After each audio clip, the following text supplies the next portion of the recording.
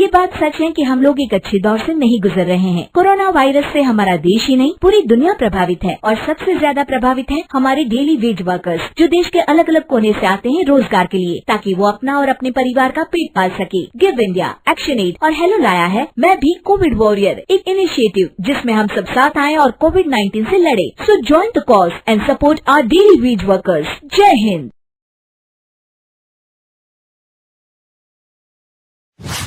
रजनी को बचपन से ही पेंटिंग का बहुत शौक था। वो हमेशा से ही पेंटर बनना चाहती थी, पर उसके माँ और पिताजी ने उसको कभी भी इस चीज के लिए सपोर्ट नहीं किया और उसकी शादी नीरव से हो गई। नीरव रजनी को बहुत प्यार करता था, पर रजनी हमेशा चुपचाप ही रहती। वो इस शादी से खुश नहीं थी। वो ये शादी नहीं करना चाहती थी। उसे तो हमेशा से पेंटर जो बनना था। अपने इस सपने को वो नहीं पूरा कर पाई, इसलिए वो हमेशा उदास रहती थी। रजनी, बहुत ही बढ़िया फिल्म लगी है, कल देखने चले? नहीं जी, कल मुझे बहुत काम है, मैं नहीं जा पाऊंगी। अच्छा तो कोई बात नहीं, संडे को चलते हैं। देखिए, मुझे फिल्म देखना पसंद नहीं है। आपको जाना है तो चले जाइए। नीरव को मना करके रजनी वहां से चली जाती है और अपने बैग को खोलकर उसमें बंद पड़े ब्रश और कलर्स को देखकर रोने लगती है।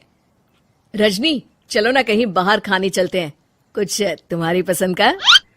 जी, मुझे नहीं जाना, मेरी तबीयत ठीक नहीं है। रजनी वहां से चली जाती है। नीरव को समझ नहीं आता कि रजनी उससे इतना दूर क्यों रहती है।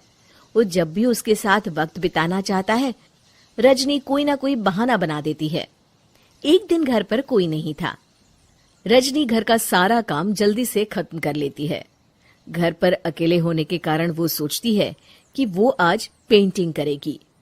वो अपने कमरे में जाकर पेंट ब्रशेस और कलर्स निकालकर जैसे ही कलर मिक्स कर रही होती है कि दरवाजे पर बेल बज जाती है।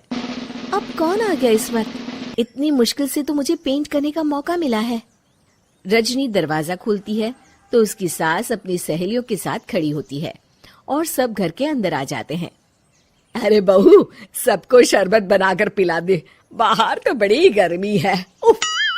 जी। रजनी पेंट ना कर पाने से उदास हो जाती है। उसे गुस्सा भी आ रहा होता है कि उसने इस शादी के लिए हाँ क्यों कह दी।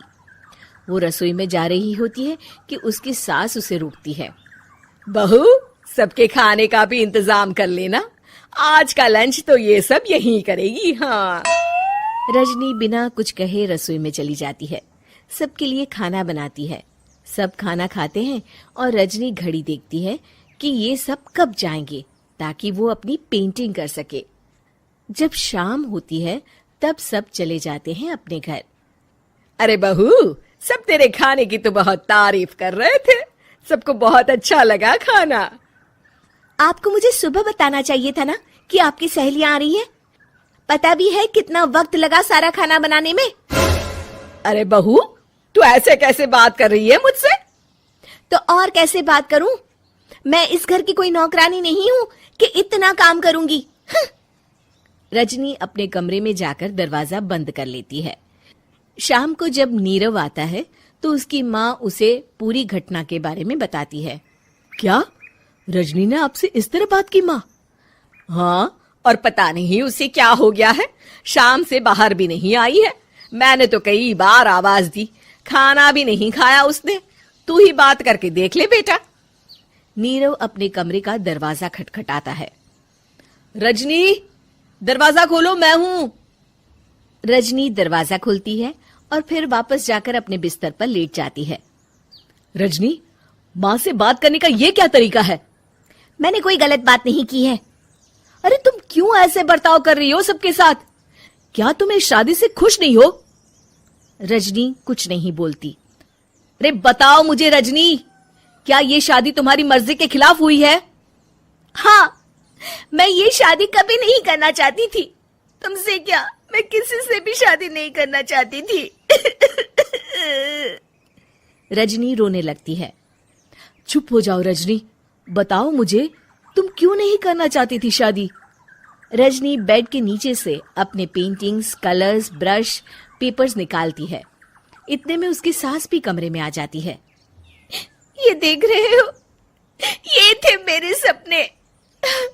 मैं पेंटर बनना चाहती थी, पर माँ पापा ने कभी सपोर्ट नहीं किया और मेरी शादी करवा दी। मेरे सारे सपने टूट गए। हर वक्त बस गुस्सा आता रहता है मुझे। मैं जानती हूँ कि आप लोगों की इसमें कोई गलती नहीं है, पर मैं क्या करूं, मुझे समझ में नहीं आता।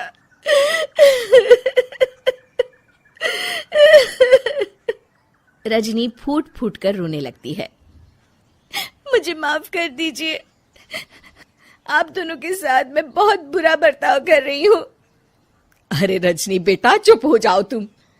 नीरव पानी लेकर आता है। ये लो पानी पियो और शांत हो जाओ। रजनी पानी पीती है और उसकी सास पेंटिंग्स देख रही होती है। अरे नीरव, हमें तो पता ही नहीं था कि हमारी बहू कलाकार है। अरे कितनी अच्छी पेंटिंग्स बनाई है, देखो तो। ये वाली तो मैं अपने कमरे में ले जाऊंगी। आपको ये पेंटिंग्स अच्छी लगी? अच्छी नहीं, बहुत अच्छी लगी। और तुमने हमें बताया क्यों नहीं? तुम जब चाहे पेंटिंग कर सकती हो रजनी। हम तुम्हारे सपनों को पूरा करने में तुम्हारा पूरा साथ देंगे। हाँ बेटा, हम कला की कद्र करते हैं। हम कलाकार तो नहीं, पर मुझे गर्व है कि मेरी बहू एक कलाकार है। रजनी, नीरव और सास तीनों हंस पड़ते हैं।